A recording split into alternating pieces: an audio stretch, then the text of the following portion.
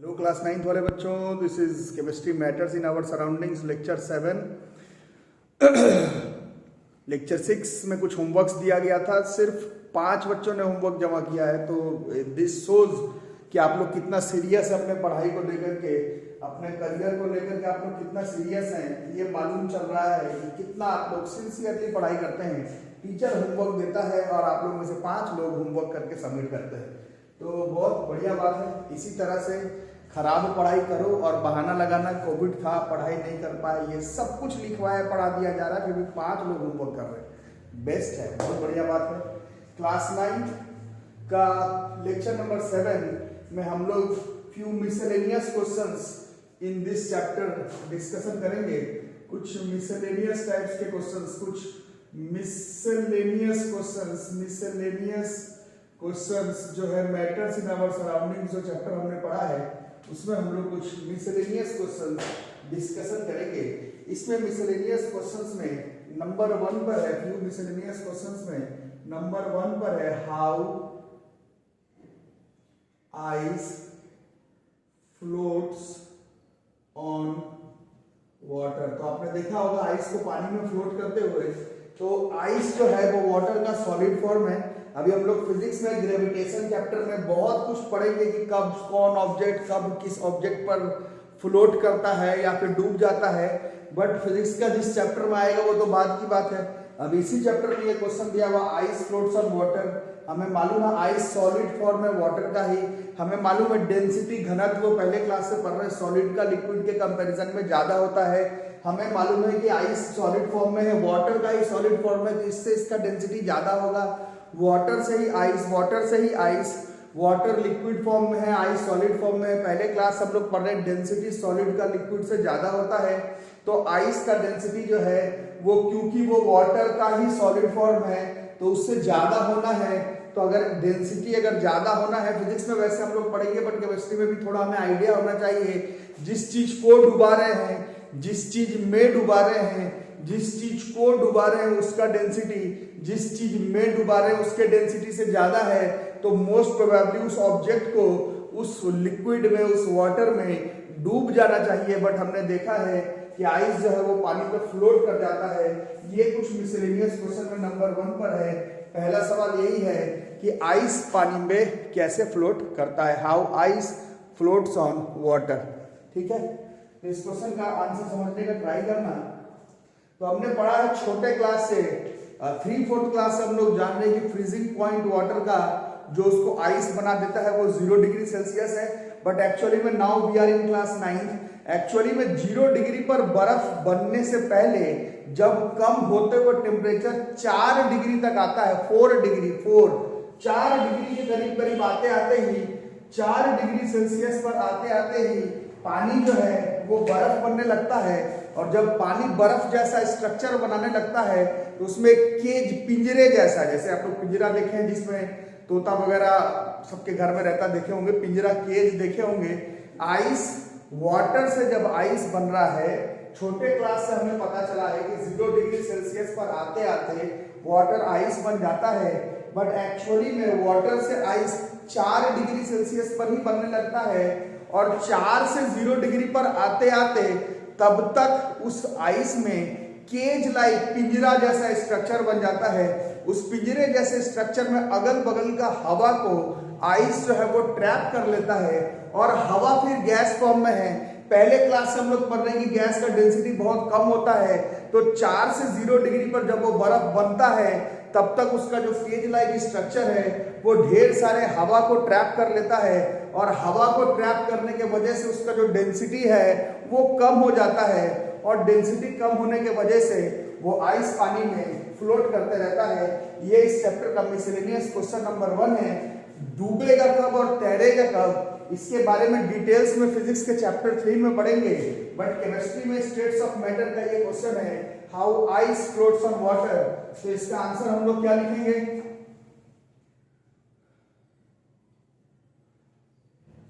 water starts to freeze and become ice from 0 degree Celsius. 0 degree Celsius पर जब water freeze होता है, freeze होता है, तो वो क्या होता है, आइस बन जाता है। आइस बन जाता है, फ्रीज होता है, तो वो क्या होता है, ice almost 4 degrees Celsius and it forms a cage like miscellaneous का मतलब समझ रहे शायद नहीं पा रहे बहुत लोग के लिए नया वर्ड होगा। miscellaneous का मतलब होता है थोड़ा अलग हटके जो क्वेश्चंस है, थोड़ा अलग चैप्टर में सॉलिड लिक्विड गैस का प्रॉपर्टी पढ़े, लैटेंट हीट पढ़े, इवापोरेशन पढ़े, सब्लिमेशन पढ़े, सब्लिमेट पढ़े, आइस एट 0 डिग्री सेल्सियस जो पानी एट 0 डिग्री सेल्सियस से ज्यादा ठंडा है, 100 डिग्री सेल्सियस पे स्टीम जो है वो पानी के कंपैरिजन में ज्यादा बर्निंग इफेक्ट कॉज करता है। तो ये सब तो चैप्टर के बीच में है, बट चैप्टर से थोड़ा सा आगे पीछे करके नया टाइप का कुछ क्वेश्चंस निकल के आता है। Water starts to freeze and become ice from 4 degrees Celsius and it forms a cage like structure which traps in air and overall density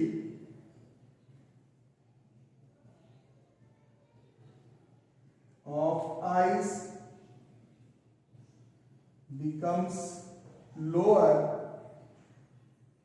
due to which ice floats on water। ठीक है, अच्छा class जो बोला गया था कि Monday से offline खुलने वाला है, जो लोग वीडियो देख रहे हैं नहीं खुलने वाला है, केसेस बहुत ज्यादा बढ़ गए हैं बच्चों, बहुत ज्यादा। सब लोगों को अभी घर पर रहना है और आराम से ऑनलाइन ही अपना सिलेबस कवर करने का ट्राई करना है।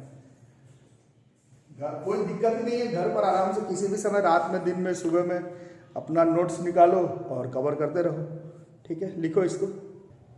दूसरा नंबर टॉपिक है आज का ब्राउनियन मोशन। तो जो लोग रेगुलर लेक्चर नंबर 7 है, जो लोग पहला 6 लेक्चर पढ़ रहे हैं, डिफ्यूजन पढ़े। डिफ्यूजन में क्या होता था, इंटरमिक्सिंग होता था पार्टिकल्स का, एक स्टेट ऑफ मैटर से दूसरे स्टेट ऑफ मैटर पर खुद से होता था। डिफ्यूजन में पार्टिकल्स मिक्स करते थे। डिफ्यूजन भी पढ़ा है और diffusion as an example of properties of states of matter भी पढ़ा है कि किस तरह से पार्टिकल्स रैंडमली मूव करते रहते हैं। पार्टिकल्स ऑफ मैटर के बीच में स्पेस होता है। डिफ्यूजन में इंटरमिक्सिंग होता है पार्टिकल्स का, एक स्टेट ऑफ मैटर से दूसरे स्टेट ऑफ मैटर पर हाइयर कंसंट्रेशन से लोअर कंसंट्रेशन खुद से, उस पूरे प्रोसेस को हम लोग डिफ्यूजन कहते हैं। तो इसमें बच्चे बोलेंगे कि सर डिफ्यूजन तो पढ़ लिए, तो ये क्यों बता रहे दोबारा से, ये क्यों बता रहे दोबारा से? तो आप थोड़ा सा सोचो, जब डिफ्यूजन हुआ, जब पार्टिकल्स का इंटरमिक्सिंग हुआ, तो पार्टिकल्स मोशन किया। डिफ्यूजन के समय आपको पढ़ाया गया था, वो जो पार्टिकल्स के जो मोशन है, पार्टिकल्स का जो मोशन है during diffusion and other observations में भी देखा गया है, बट आपके क्लास में ऐसे लिखा गया कि डिफ्यूजन तो हो रहा है, डिफ्यूजन में पार्टिकल्स का इंटरमिक्सिंग हो रहा है, बट जो पार्टिकल्स है जो फ्लूइड में, मतलब लिक्विड में, गैस में, एयर में मूव जो पार्टिकल्स कर रहे हैं, उसका जो मोशन है, मोशन, उस मोशन को हम लोग ब्राउनियन मोशन कहते हैं। जैसे हमने पढ़ा था डिफ्यूजन में, किसका एग्जांपल पढ़ा था? डिफ्यूजन में हमने पढ़ा था कि हॉट इंसेंस स्टिक जो अगरबत्ती है उसमें स्मेल दूर दूर तक कैसे जाता है, तो उसका 1 नंबर का आंसर था ड्यू टू डिफ्यूजन। ज्यादा नंबर का आंसर था कि जैसे ही टेम्परेचर बढ़ाते हैं पार्टिकल्स का वाइब्रेशन जो है वो बढ़ जाता है, जिसके वजह से पार्टिकल्स का काइनेटिक एनर्जी बढ़ जाता है। काइनेटिक एनर्जी बढ़ने की वजह से उसमें मोशन ज्यादा हो जाता है, मोशन वाइब्रेशन ज्यादा होने की वजह से पार्टिकल्स दूर दूर तक चला जाता है। ये हमने पढ़ा था, बट जाते समय वो कुछ मोशन में गया होगा, उस मोशन को ही हम लोग ब्राउनियन मोशन कहते हैं। ब्राउनियन मोशन को सबसे पहले रॉबर्ट ब्राउन ने देखा था, और इसको थोड़ा सा बायोलॉजी में भी ये टॉपिक आपको पढ़ना है, बायोलॉजी में भी पढ़ना है। पोलन ग्रेन्स को पानी में रखा था, पोलन ग्रेन्स अभी बायोलॉजी में पढ़ोगे बट मालूम होगा फ्लावर का पोलन ग्रेन्स को जब पानी में रखने पर उसका मूवमेंट दिखता है। ये आप लोग समझ रहे हैं डिफ्यूजन किसका हो रहा है? पार्टिकल का हो रहा है। कहां पर हो रहा है? फ्लूइड में। जैसे कि हवा में डस्ट पार्टिकल्स क्या कर रहा है? लगातार जो है वो मूव कर रहा है। This motion is Brownian motion, है ना। ये दिखता है क्या तुमको? आंख से तो नजर आता नहीं है, हाँ, बट साइंस आगे बढ़ा तो मालूम चला कि रूम में अंधेरा कमरा कर दो, बाहर सनलाइट है, उसमें एक छेद करोगे, आप लोग देखे ही होंगे, तो उस छेद में से पार्टिकल्स का मोशन हमें दिखता है कि नहीं? लाइट में पार्टिकल्स का मोशन, और ये जो मोशन है ये सबसे पहले, ये जो मोशन है सबसे पहले रॉबर्ट ब्राउन ने देखा था। और पोलन ग्रेन, फ्लावर का पोलन ग्रेन को पानी में रखते ही उसका मोशन जो है वो दिखता है। तो बेसिकली जब जब डिफ्यूजन होता है, जब जब इंटरमिक्सिंग ऑफ पार्टिकल्स होता है, खास करके जब जो पार्टिकल डिफ्यूज कर रहा है वो सॉलिड है और जिसमें डिफ्यूज कर रहा है वो लिक्विड है, एयर है और गैस है, तो उसमें जो पार्टिकल्स का मोशन है, जो प्रोसेस है वो डिफ्यूजन है, बट पार्टिकल्स का जो मूवमेंट है जिगजैग, इधर उधर इधर उधर इधर उधर कहीं भी जा सकता है, वो एक रैंडम मोशन है। उस मोशन को सबसे पहले रॉबर्ट ब्राउन ने देखा था और इसी मोशन को हम लोग ब्राउनियन मोशन कहते हैं। जब जब डिफ्यूजन हो, पार्टिकल्स जो मूव करे फ्लूइड में, लिक्विड में, एयर में, गैस में, तो उस पार्टिकल्स का जो मोशन है, मूवमेंट है, उस मोशन मूवमेंट को हम लोग ब्राउनियन मोशन, ब्राउनियन मूवमेंट कहते हैं। सबसे पहले रॉबर्ट ब्राउन ने देखा था पोलन ग्रेन्स का मूवमेंट इन वाटर पर। तो डेफिनेशन लिखा जाए ब्राउनियन मोशन का। अच्छा, लिखते लिखते ये भी सोचेंगे कि आखिर ये टॉपिक हम लोग पढ़ ही क्यों रहे हैं। तो जो लोग रेगुलर क्लास कर रहे हैं, इसी चैप्टर में टॉपिक था properties of particles of matter. तो particles of matters are continuously moving, but कई बार ये जो मोशन है वो आंख से दिखता नहीं है। रॉबर्ट ब्राउन ने सबसे पहले पोलन ग्रेन्स का मूवमेंट वाटर में शो किया, उस मोशन को ब्राउनियन मोशन कहा गया। प्रोसेस को आज हम लोग जानते हैं डिफ्यूजन कहते हैं, और 9th क्लास के हिसाब से properties of particles of matter के हिसाब से Brownian motion is an important topic.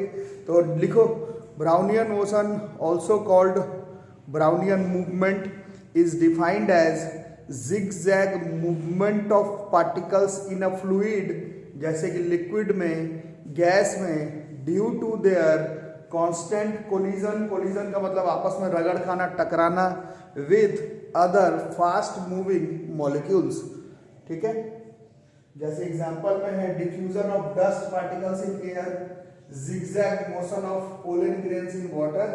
1827 में Robert Brown, one of very famous botanist, explained Brownian motion by zigzag motion of pollen grains in water। यहीं से, इसी वाले एक्सपेरिमेंट एक्टिविटी से ही Robert brown ने ब्राउनियन मोशन के बारे में बताया। तो लिखो इसको, ब्राउनियन मोशन के बारे में लिखो। Brownian motion also called Brownian movement is defined as zigzag movement of particles in a fluid, liquid, gas due to their constant collision with other fast moving molecules। Example है diffusion of dust particles in air।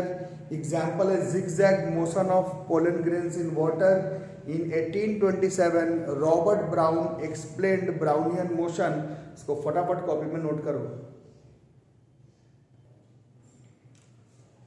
ये लिख लिए। तो तीसरा number important topic है condensation, है ना।